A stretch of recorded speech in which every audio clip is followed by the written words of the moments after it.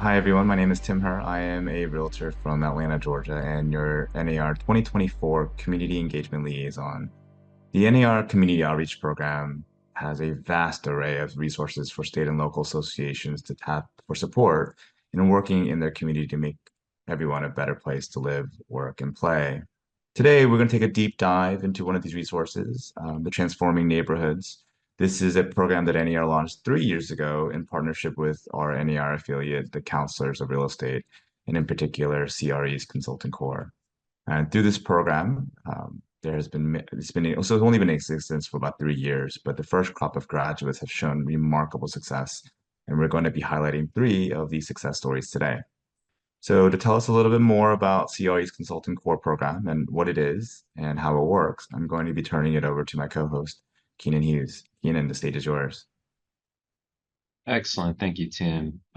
So my name is Keenan Hughes. I am a member of the Counselors of Real Estate, and I'm also the chair of the Consulting Core Steering Committee. We wanted to start by just providing a little bit of background on the organization. So the Counselors of Real Estate is an affiliate of the National Association of Realtors.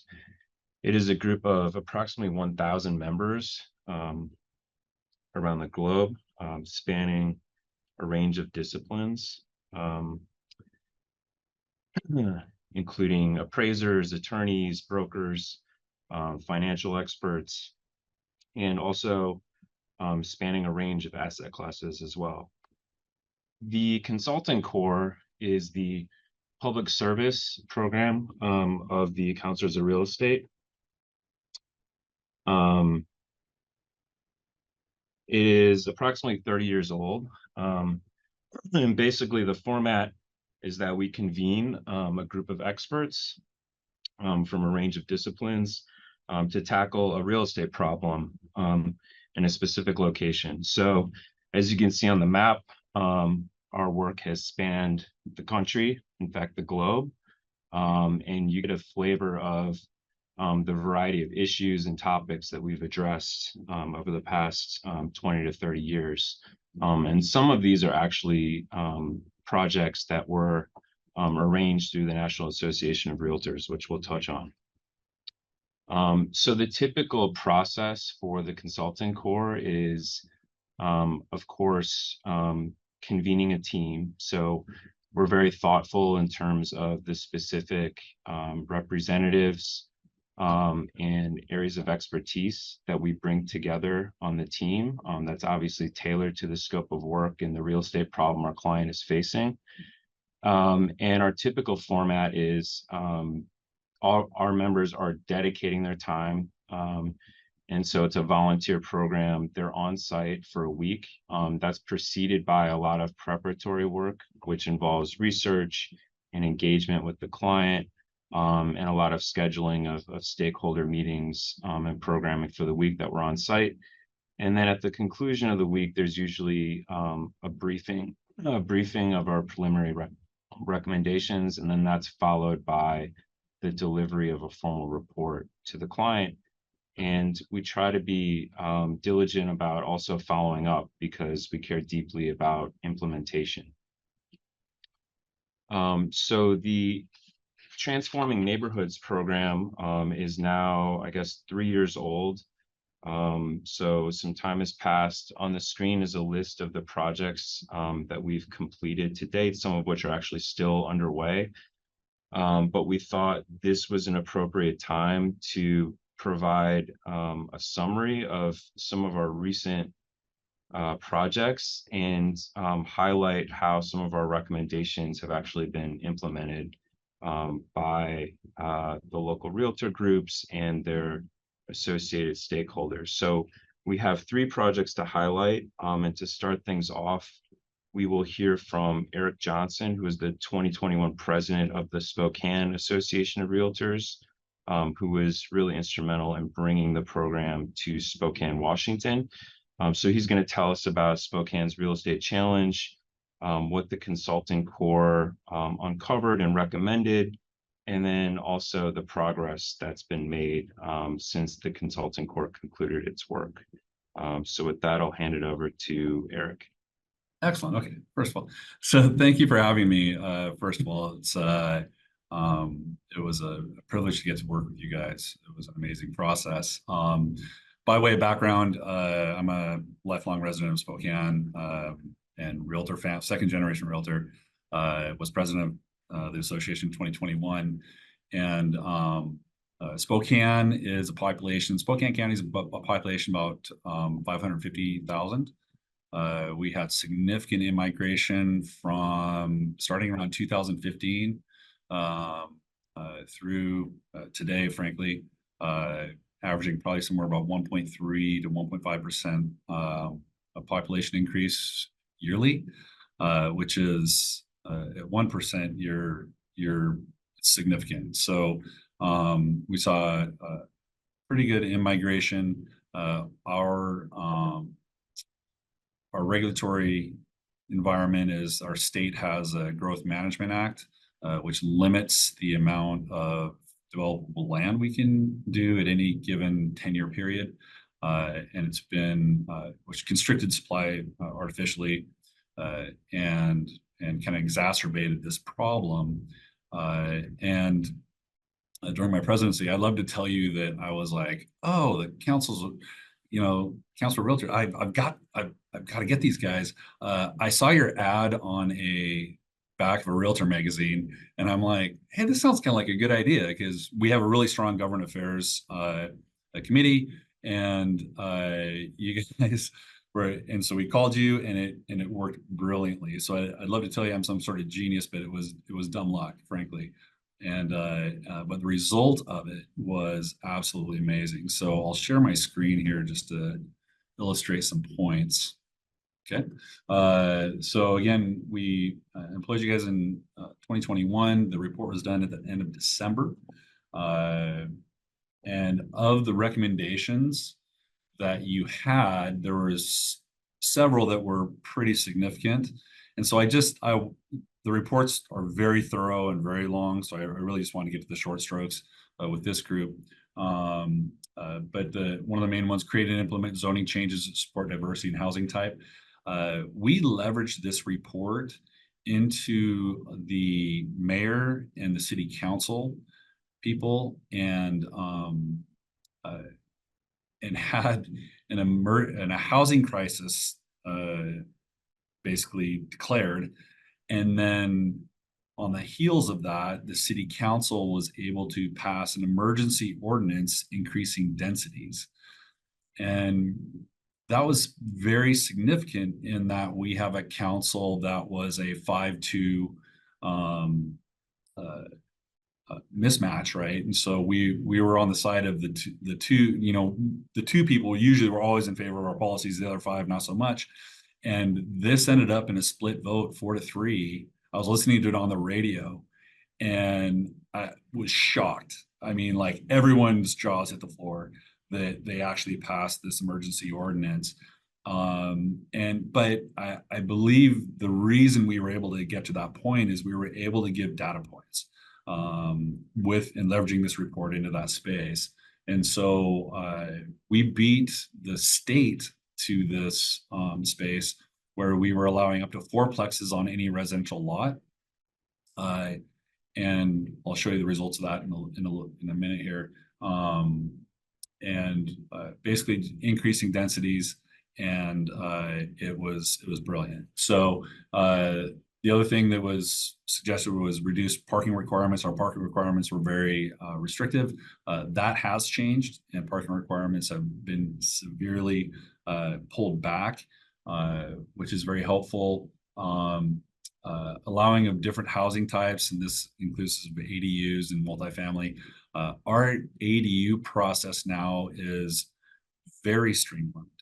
The city took that recommendation, and I have a lot of buddies who are investors who have single family homes with alley access, and this has been amazing. So the ADU streamlining the ADU permitting process and development process was something that has changed our market in a big way.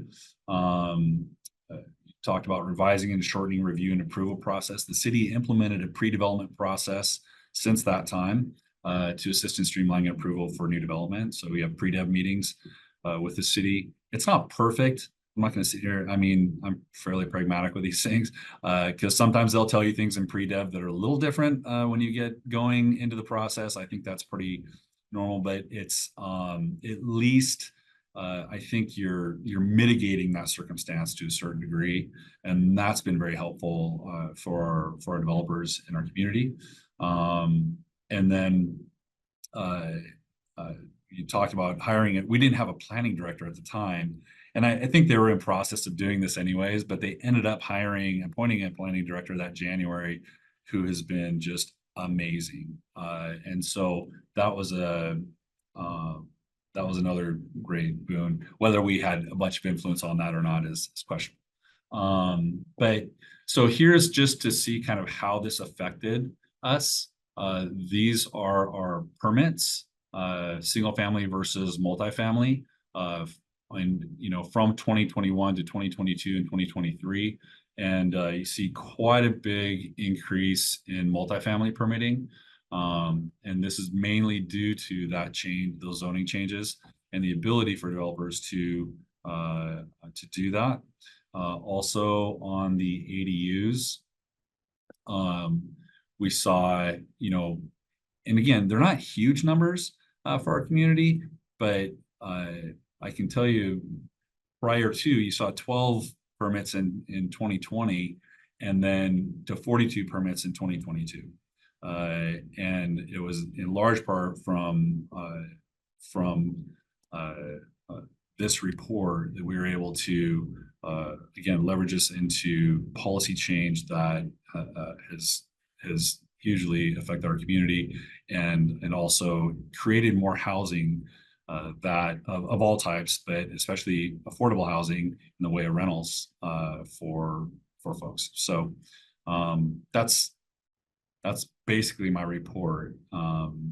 Is there any questions, or do I want to wait till later to ask those or answer? Yeah, if we don't have any immediate questions, if you guys want to ask it in the chat, we will definitely, Eric, we can definitely bring you back to help answer any of the questions. But sounds like there's definite solid and practical lessons that came from, especially from experience, especially when housing is in short supply. And that's really cool that you saw it in the Realtor magazine. That's amazing. Next, actually, we have the dynamic duo of actually Jennifer Ham, the CEO of the Peoria Area Association of Realtors, and Chrissy Yangerman, the local government affairs director for the Illinois Realtors. It's good to see both of you ladies again. It's good to see you guys when I was in Champaign. So, Jen, Christy, can you guys tell us some of the real estate challenges that Peoria faced, and while the CRE Consulting Corps proposed the community to do about it, and the results of the community following the prescription set out by the Consulting Corps? Yes, thank you so much, Tim. As an Illinois Realtors Government Affairs Director, I have the pleasure of assisting the Peoria Area Association of Realtors and its CEO, Jen Ham. Today, I will be providing a brief description of our project, and then Jen will describe the CRE Consulting Corps' recommendations, as well as sharing some of the exciting progress that we've seen already underway in our project area. This slide does show the members of our expertly chosen Consulting Corps team. It's really because of these individuals, the CRE Consulting Corps team members, that Jen and I are here sharing our story today. So what was the Peoria Transforming Neighborhoods Project? Realtors working collaboratively with the city of Peoria, Illinois, asked the CRE Consulting Corps to reimagine the use of vacant land left after the demolition of two blighted schools. Harrison School and McKinley School were each built in the early 1900s. They had sat vacant for many years, becoming eyesores and hazards, yet they sat on valuable land. They had transferred ownership multiple times and were finally city-owned property. The schools were located on Peoria's south side in zip code 61605. And for context, the Distressed Communities Index, which examines economic well-being at the zip code level using a scale of 0 to 100, with 0 being prosperous and 100 being most distressed, gave zip code 61605 a score of 99.6 at the time of our application. Therefore, our project area was in one of the most distressed zip codes in America. This area has experienced socioeconomic decline for many years, has suffered from disinvestment, is in a food desert, a pharmacy desert, has higher crime rates, lower education and workforce participation, and higher health and safety risk factors. It severely lacks quality, affordable housing. Yet this area, which became our Transforming Neighborhoods project, is where the city began. It's the core of the city and has great historical significance and value. The CRE doesn't come into a site that's easy to solve. So to make the most of their expertise and the valuable real estate counseling that they provided, we first sought the Peoria mayor's support. The political will to move forward with any CRE recommendation very much was going to be a local decision, and that underscores the importance of having the city on board. We pitched the Transforming Neighborhoods opportunity, and the mayor was all in from the start. The city was a critical piece of our project, and I believe our application would not have been successful without them. So once we were selected as a Transforming Neighborhoods recipient, Jen and I got to work assembling the most comprehensive group of public and private stakeholders we could. Our stakeholders included residents of the 61605 neighborhoods, community groups, churches, clergy, nonprofit organizations, all taxing bodies, including the city, the county, the school district, as well as institutions of higher education, the library, park districts, the healthcare system, the city county health department, police, fire, and of course, the EDC and our investor category of stakeholders. In all, we had more than 60 stakeholders who agreed to actively engage in our project. Jen and I conducted what we called pre-CRE meetings with each of those stakeholders, and the goal of which was to prepare and introduce them to the CRE. Then when the consulting core team was in Peoria, everyone was already well informed and ready to jump right in, creating real and meaningful solutions. So again, thank you to the CRE team, to NAR for selecting our project. Through it, we did initiate collaboration. We enhanced working relationships with local elected and community leaders and helped others into action. We did our very best to highlight the needs and priorities of the community. And on that note, I'm going to pass it to Jen, who will describe the recommendations by our CRE Consulting Core and some of the progress to date. Thank you. Thank you, Christy. Hello, everyone. At the completion of the CRE Consulting Core team's visit and compilation of information, they presented the City of Peoria and Peoria Area Association of Realtors with a comprehensive report. This report made firm recommendations with clear, actionable steps necessary to catalyze change in the 61605 corridor. Let's look at many of these recommendations. First and foremost, demolished McKinley and Harrison schools. The two dilapidated schools were demolished in 2023, preparing the land for future development. Next, pursue funding opportunities such as Promise Neighborhoods, determine if and when to seek Choice Neighborhoods grant, or use alternative HUD programs for Harrison development. The Promise Neighborhoods application process is ongoing, involving several stakeholders. The Peoria Housing Authority and City of Peoria received a $500,000 HUD Choice Neighborhoods planning grant, and I'm excited to share that Christy and I both were asked to serve on the Housing Task Force for the Choice Neighborhoods planning. Another recommendation was support investors who are rehabbing existing family homes. City of Peoria received funding from a state housing finance agency, which funded 2 grants. Funds enabled more than 30 homeowners to rehab their homes, from new roofs to health and safety repairs and updates. Another stakeholder, Peoria Citizens Committee for Economic Opportunity, received local and federal money to fund a housing rehab grant of $360,000 for 24 homes. The next recommendation, expand home ownership programs. The Peoria Opportunity, another stakeholder, has announced plans to build at least 47 single-family or duplex homes in the 61605 neighborhood over the next several years. Another recommendation was develop McKinley School Site with affordable and quality housing. And in the blocks around the site, develop 6 single-family homes via lease and/or equity to own. And currently, the Habitat for Humanity is preparing to begin building at least 8 homes on the McKinley School Site with completion dates in the next 2 to 3 years. I would also like to share additional reinvestment and redevelopment in 61605, starting with infrastructure improvements. And we believe that the report and recommendations were a catalyst to all of these. A $12.5 million project, which included local and federal funding, was completed in 2022. Another project funded by the state for $7 million started this summer and is expected to be completed next year. Another reinvestment was a brownfield remediation. A parcel of land identified as a brownfield was remediated by the city of Peoria using federal, state, and local funds. The property is now ready for redevelopment. The Peoria Park District, a major stakeholder that was involved in this process from the beginning, made improvements to 2 parks in the corridor, as well as built a new water pad, as can be seen on this slide. In wrapping up our story, a picture is worth 1,000 words or more. As you can see here on the left are what the residents and community had to view for decades, old, dilapidated, vacant buildings in the heart of their neighborhood. Now today, residents, investors, stakeholders, and the community can start to see actual change. The reinvestment and redevelopment of their neighborhood is shown in the pictures on the right. Thanks to the CRE Consulting Corps' report with actionable steps and NAR Transforming Grant, Peoria is seeing the health of this area improve. And the Peoria Area Association of Realtors and Illinois Realtors continue to be invited to the table as stakeholders and partners on this journey. Thank you.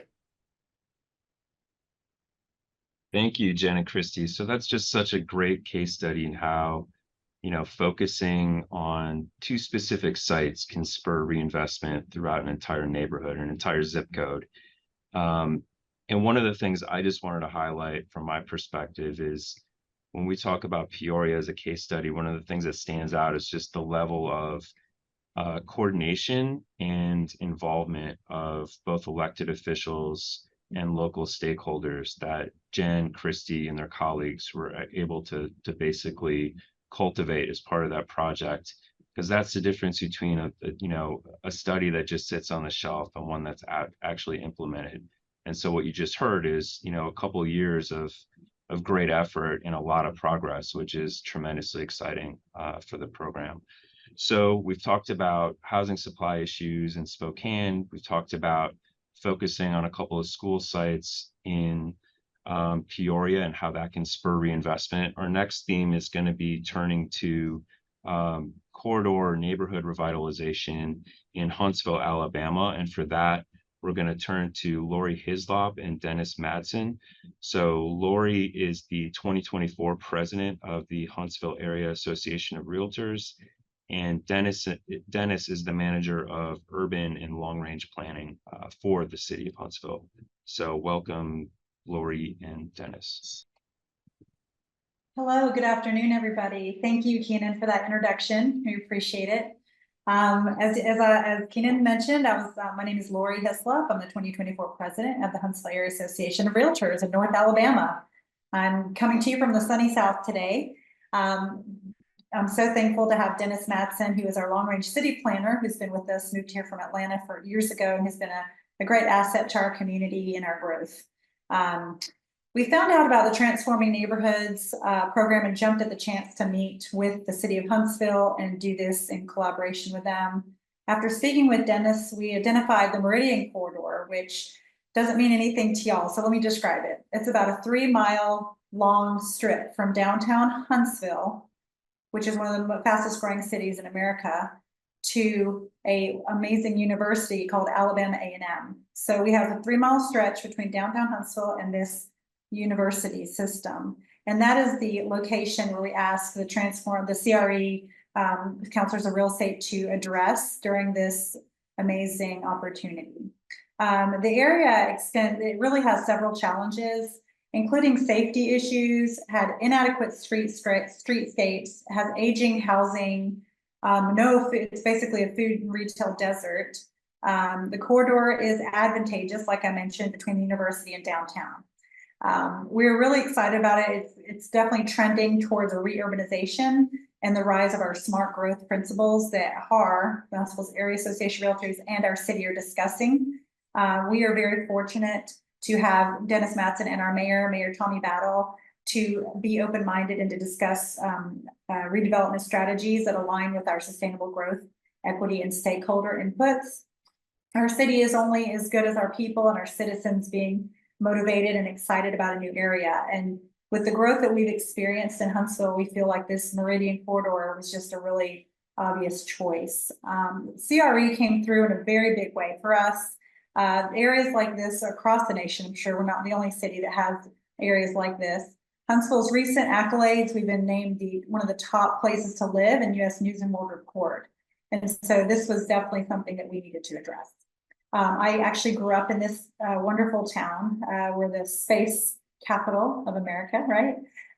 So this corridor has seen a lot of growth, and it hasn't seen a lot of growth. And what I mean by that is within a mile of our downtown corridor, we have seen a lot of private investors come in with very creative reuse planning. We've taken an old school, an old theater. It used to be an old theater, now it's an old school. We have new retail and some really nice little shops and things starting to happen. But that's only within the mile of downtown. Beyond that, the extra 2 miles from that space into our university space, there's so much to be done. So we're very excited about this opportunity. The CRE Transforming Neighborhoods Grant really stands as one of our association's most impactful advocacy successes to date. Beyond the immediate benefits, this project has really provided us with valuable opportunities to engage in a diverse range with our stakeholders in the area. We've either established new relationships or reinforced existing ones that we've had in the city, particularly with our city officials who've just always been wonderful partners. Our mayor has a background in real estate as well, so that really helped. Our close collaboration with the city has showcased our capability as a valuable resource, and of course, with the help of NAR, it's been very exciting. So when it was time for our on-site work, it was remarkable to see how the CRE team effort really came to pull everything together in just 1 week. For our association, it was definitely one of the most rewarding experiences that we've had. We had 6 local stakeholders, each with unique perspectives of the area. We spoke with residents, developers, educators, elected officials, and countless others, especially with some realtors in the area. This helped us gain a holistic understanding of how to be best stewards of this area, best stewards of this neighborhood. So of course, over that week, the 6-person CRE team that we interviewed, they took a bus tour, they interviewed numerous stakeholders, as I just mentioned, and we put together a comprehensive presentation for our mayor. We met at the Chamber of Commerce a couple of years ago and sat with the mayor and his team and Dennis, and like I said, some stakeholders that are private and public and commercial developers, and just they listened to the CRE team give their report. Their suggestions, which Dennis is going to talk about, were really enlightening and exciting. I'm a local and I've been here a long time, so I'm very excited to see where this goes. So with that, I'm really going to turn it over to Dennis. I didn't want to talk too much, but Dennis, the stage is yours. We'd love to hear from you next. So we're going to talk really quickly about the Meridian Corridor and some of what came out of the Consulting Corps' recommendations. I have to echo what Lori said. Really a fantastic crew. Promised myself I'd actually enumerate them. Folks like Casey Kemper, Samantha Nicole was fantastic in the coordination, but we had folks from all over the country, New York, Detroit, DC. As someone who's not from Huntsville, it's sometimes nice to come here and provide a little perspective from where I had worked other places. The nice thing about having professionals from other cities is you're not only getting a variety of perspectives professionally, but you're getting geographic varieties of perspectives. And that was incredibly helpful for our process.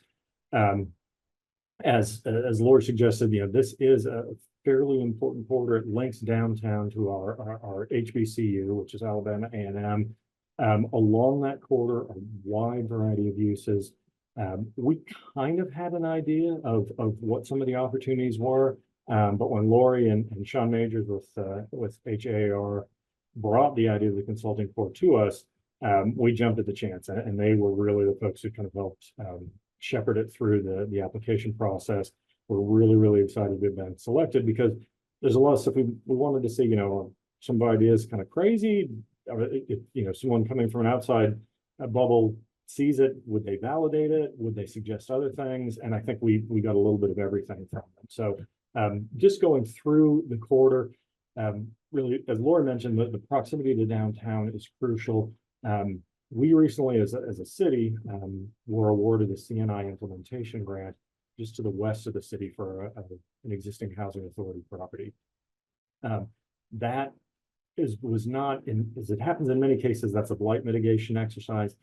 In this case, it's really a gentrification mitigation exercise, because as Lori suggested, you're starting to see a lot of development pressure spill out in rings from the downtown, already happening to the east on the CNI project, and it was starting to creep to the north. The image that you see here is a Lincoln Mill, which is a historic cotton mill that has been repurposed into a multi-use facility, including restaurants, office, all these kind of things. It's fairly significant investment right on the bottom end of the corridor. So we were really asking the consulting for not just for some strategies in terms of how to mitigate persistently blighted areas, but also how could we make sure that as development occurred, it occurred in a way that benefited everybody.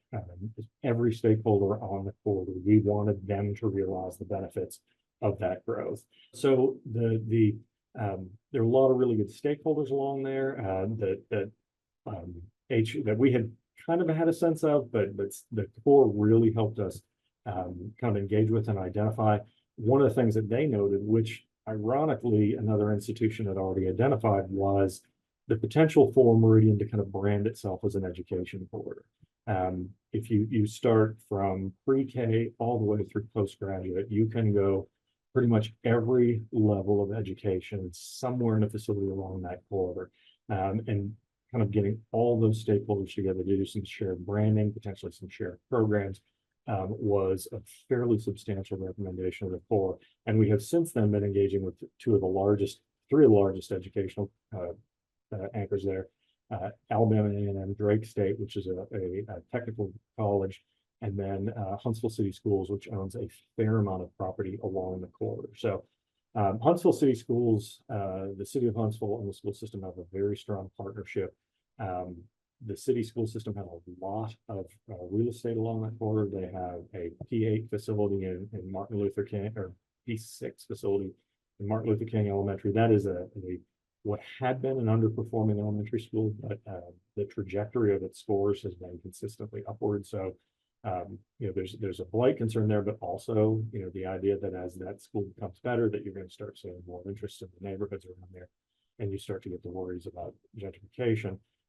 There is also kind of a dual high school, Lee High School, which is a standard zone high school, which also happens to be the arts magnet, that shares a facility with New Century Technology High School, which is a citywide STEM magnet for a high school, which draws folks from all around the city. So they have a very significant presence there. Just off of the corridor on the North Parkway, they're also building a brand new administration facility for their central office, as well as a career and technical academy. So you've got additional educational resources proximate to this corridor, which we really started to see driving some development. They also have a lot of land, undeveloped land around a lot of their properties, and we've been engaging them in the idea, could you potentially redevelop some of this land as workforce or affordable housing? Could we work with them to partner with a developer to put some more affordable housing on the ground in this corridor? Because not unlike, I think, a lot of the other folks we've heard from today, affordability is also an issue in our community, and we are always looking for creative opportunities to assist with it. Another big piece really was the university anchors. Alabama A&M and Drake State were sort of jumped at the chance to engage with the Corps.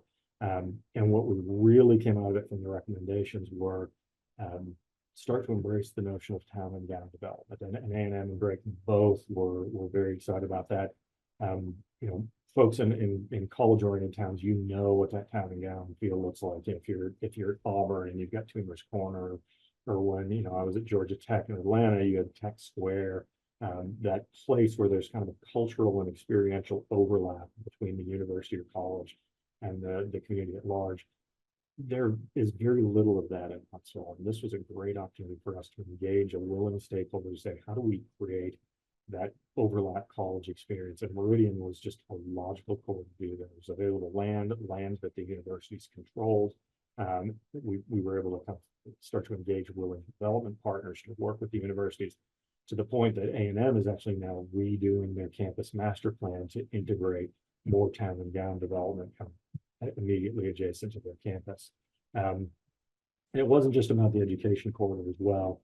CRE was great at identifying kind of amenity opportunities. We have an overpass, a limited interchange overpass along the southern border that they identified as potentially a space for an underline park, that kind of style of going under this extended overpass and creating meaningful public space. It's not just dead spaces. When Lori was talking about some public safety issues, these were areas that harbored, you know, wasn't a lot of lighting, there weren't a lot of eyes on that property, and it was a place where that it could become problems for people hanging out, vandalism, et cetera.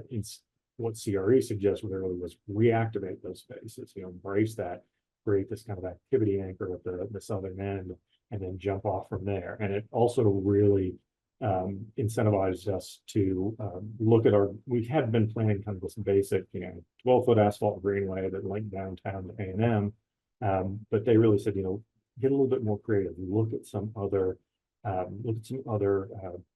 case studies like the Atlanta Beltline or the Birmingham Rotary Trail that think bigger about that kind of infrastructure, and that put greenway infrastructure on the ground, and then it has a positive impact on the development adjacent to it. So we're actually kicking that off this month, this greenway master planning for all of that North Huntsville Greenway that will run immediately adjacent to our corridor. So we really see that as a catalytic investment that will help us work with a lot of the adjacent landowners. There are, as Lori alluded to, there's some outdated uses in the area. There's a lot of light industrial, there's some vacant industrial land that we just need to be able to bring something to the table that help get those stakeholders comfortable with the idea that it's time for these parcels to find kind of that second generation of development. So again, you know, I echo Lori, thanks tremendously to the Corps. It was an incredibly fruitful exercise. It really kind of kickstarted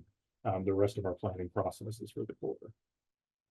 It's nice to have some baseline sometimes, but there's a lot of definitely exciting things coming out in Huntsville, and I can't wait for all the before and after pictures of all the different places. And if you guys know Atlanta and the Beltline, it has a massive transformation. It was not the same, and it definitely brought up a lot of property values, and there's a lot of different things going on over in the Beltline areas. But we do have a few minutes left for Q&A before I pass it and tee it back to Keenan. I have a few questions, but if you do have any questions, you're more than welcome to ask in the chat while we get all of our panelists back into the main room. But I can go ahead and ask you guys first, if that's okay, while we get everyone in. I kind of just had a few questions, if that's okay. Let's see, what did I write down? I said, how do you guys see this effort continuing progress from this point forward? Well, the nice thing was, you know, Lori mentioned the presentation. The mayor was already picking people out of the crowd that he thought, you know, you need to be a steering committee to help us actually get this realized. So, so we've got kind of a nascent steering committee that we want to form just to kind of help us hit these milestones, maybe help us make some connections with some of the folks who own property along the corridor. We also reached out to the universities, reconnected with them. We have an education corridor committee made up of all the education stakeholders on there that's been meeting and talking about issues of, what does a shared branding look like? What are investments that need to be made in certain areas to kind of improve the connectivity between the educational institutions and the corridor? And then the other big piece obviously was getting that greenway effort jump started. That I think is going to have a big piece, to the point where we actually have a dedicated planner on staff whose responsibility is this corridor. And I think just having someone who's working on this every day will help a lot in terms of making sure we start checking off some of the milestones. Nathan Reeder asks, Huntsville is building more housing per capita than any other city in the country. What role did Huntsville Realtors play in that process? You want to ask? That's a great question, Dennis. You want to take that, or you want me to take that? They've been great. I mean, they've helped us identify potential growth areas. They have advocated for positively and collaboratively advocated for some updates to our zoning. We're, typical post-war southern sprawl-oriented city with very low intensity zoning, even in some of our high intensity residential areas. So they've been working with us to help update those to allow for more small lot by right development. At a certain point, you run out of land and you've got to get as much density as you can. And right now we're putting the pressure on our city officials to do ADU, like I believe Eric was talking about.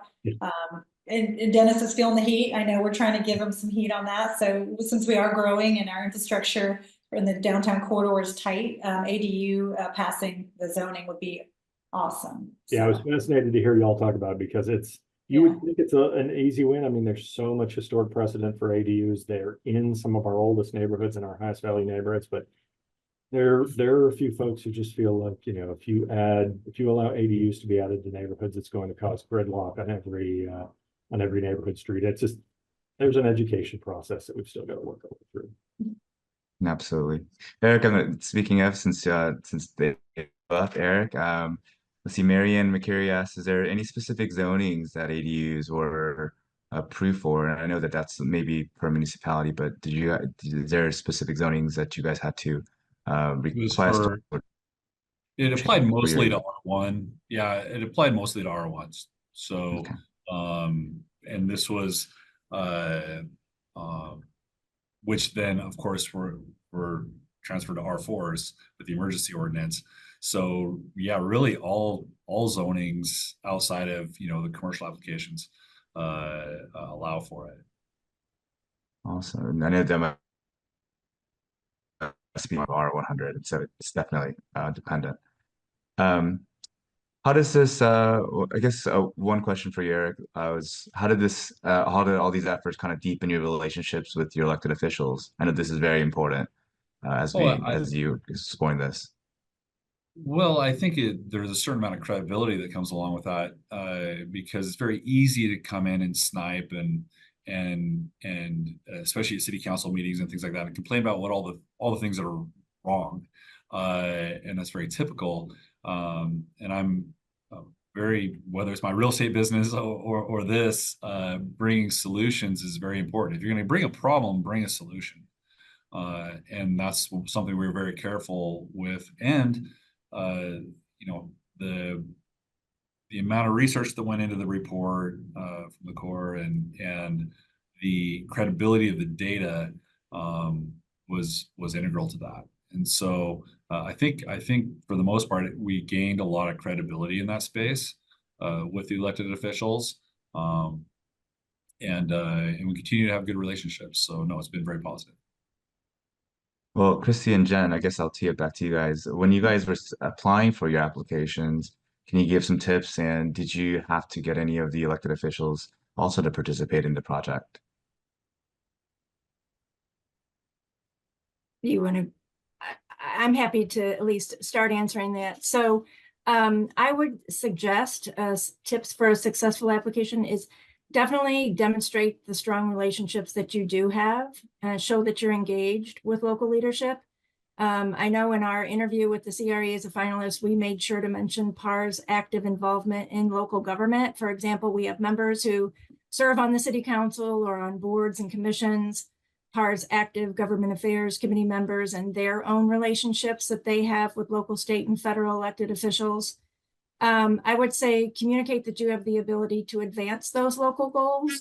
And from us, literally having our mayor at the table with us in the interview process was key, certainly.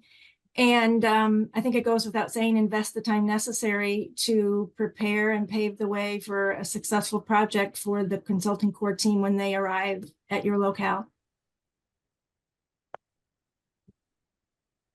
And did you guys have to work with any of the elected officials while you guys were probably, you know, did you get any elected officials to participate in the project as well? Yes. So in addition to the mayor, we actually, as I said, had pitched the Transforming Neighborhoods opportunity to the mayor. Of course, she was very supportive. I really need to give a shout out and kudos to Samantha at the CRE, because Jen and I had a pre-application Zoom meeting with the CRE and Samantha and with the mayor. I mean, she was a part of that process with us. And I think, you know, when we talked about our stakeholders, yes, we had city council members, we had county board members, you know, whose districts applied to our project area, our target area, state legislators. So yes, there was a lot of elected official involvement, yes, and support. Mm-hmm. And during That's the great. pre-visit, when we held the stakeholder meetings to inform them of the project, we did an actual ask of each of them, and it was elected and unelected officials. So there was a lot of elected officials involved. It's always very important to have that relationship to help move things along. Nathan Reeder also asked, a lot of neighbors are showing up in force, potentially opposing new housing in their backyard. Well, they are opposing their backyard in the Midwest and the Northeast. Did you guys, and this is open for everyone, did any of you guys deal with neighbors opposing this growth in the housing? And any tips for realtor associations in changing this narrative? I mean, I think we kind of hopscotched the neighborhoods and went straight to the municipality, right? And that was the linchpin. So neighborhoods really, they didn't have much of a say in it. When it came to that, because the approval process and everything like that didn't require a public hearing, because it was now part of the zoning law. So we basically circumvented it. Yeah, I think for us, we haven't had a whole lot of pushback on putting new product on the ground. We've got a little pushback on multifamily, just because of the huge, I mean, I think probably a lot of cities had a huge multifamily spike post-COVID. But for the most part, there's been the recognition that you know, one of the best ways to deal with affordability is just to get supply on the ground. And that's been the big push. You know, ADUs are a little bit, you know, they're a little bit more kind of an intervention, and so folks are a little bit less comfortable with that. But by and large, we've had a lot of support for it. The worries have been, and I think probably some of y'all have had this as well, you know, what's the impact on the schools? Are the schools ready for the potential growth if you put this housing down? But most folks have recognized that, you know, we're all short of housing. We need to put as many units down on the ground as we can to address this, and have been fairly accommodating. We have had recently pushback on Airbnbs, and so the city did a moratorium on Airbnbs close to the downtown corridor, which I don't know if that was because Dennis would be able to speak to this better because I'm not at the city level, but maybe that was an outcry of neighbors. I don't know why they did it. Maybe it was the hotels. We're having a lot of development downtown. So between the multifamily and the Airbnbs, we've probably seen the most complaints about that kind of growth more than anything. Our city, like many across the nation, from what I've read, at least I'm a stats nerd, I like to look at stats. Looks like a lot of these, we're getting how many 14,000 units, I think, on the ground right now being built. Is that right, Dennis? Something like that. So our multifamily is just going gangbusters, and it's I don't know of our lease rate. I don't know how quickly they're filling up, but the biggest outcry I've heard is just too much multifamily is being built. That's I know Dennis has heard me say this before. So well, I mean, we're getting roughly 17 people a day moving just to the city. So if I look at how many houses I'm putting on the ground and how many folks are moving here every year, you know, as the mayor likes to say, we get a math problem, right? There's a gap there. I've got to build some apartments. Y'all know one of the best ways to accommodate density and accommodate numbers as apartments. We just, I mean, again, preaching the choir here, you gotta be selective and strategic about where you're allowing these things. You have to, if you're gonna add density in an adjacent neighborhood, that it's light touch density, a la ADUs or duplex ordinances or anything like that. Yeah, the Airbnb stuff was kind of multi-pronged. It was outcries from people who were adjacent neighbors, outcries from hospitality, but it was also a little strategic. Generally, we allow Airbnbs in any of the non-residential districts, and the only residential one is an R2B, which is basically fairly high density and allows hospitality by right anyway. We had a lot of wink, wink, nudge, nudge Airbnb going on, where it was like they're in lower density Rs, and if you don't cause any problem, we're not saying anything. But it started to become an issue, and so, ironically, we start sending out a bunch of letters, kind of cease and desist things, and within probably a couple of months, especially in some of the older neighborhoods, you saw a notable increase in for rent and for sale signs, which from our estimation, if you're increasing the supply of stuff that's for rent and for sale, for long-term for rent and for sale, that's another step of addressing your supply issues and affordability. So we haven't had a whole lot of complaints about our crackdown. Well, I know that there's a lot of questions coming up in the chat, but I'm gonna tee it back to for Keenan to wrap things up. But everyone's always available via email, calls, phone call. We're all phone call and email away, but especially during the application. Thanks, Tim. So I just want to say, first of all, we're on behalf of the Consulting Core Steering Committee, we're just tremendously grateful for our support of this Transforming Neighborhoods program. I think this has given the audience hopefully a flavor of the types of projects that we're equipped to address, but just by way of example of some other issues and topics that we're ready to assist with, things such as post-disaster recovery and disaster response, sustainability planning and resiliency planning, historic preservation and adaptive reuse, open space preservation. So there's really a broad range of issues that we're prepared to address. I did just want to conclude by just walking through the process going forward, because we hope we've gotten you excited about this program. NAR supports roughly a handful of assignments every year. We're going to open up the application process for 2025 in December. And that application process will carry into roughly early February, at which point we'll assign the projects for next year. But what I really want to emphasize to the audience is that if you're giving this some consideration, feel free to reach out to Samantha DeCoven at the Counselors of Real Estate or Hugh Morris at NAR, because we don't want the application process to be anything other than a dialogue, right? We really like to talk through, scoping a potential project with applicants. So please be proactive in terms of reaching out to us, because we're happy to discuss any potential questions, issues in your community. And finally, just keep in mind that we really like projects where the local realtor chapter is demonstrating that there's some capacity to build partnerships and to ultimately implement these projects. We don't want to waste anyone's time on a project that just doesn't go anywhere, right? We want to see some demonstration of capacity to carry these things out. So with that, I think we're ready to conclude. And I just want to, again, thank the participants this afternoon and thank the audience for tuning in. And please do feel free to reach out. And we're looking forward to another exciting year of the Transforming Neighborhoods program. Thank you.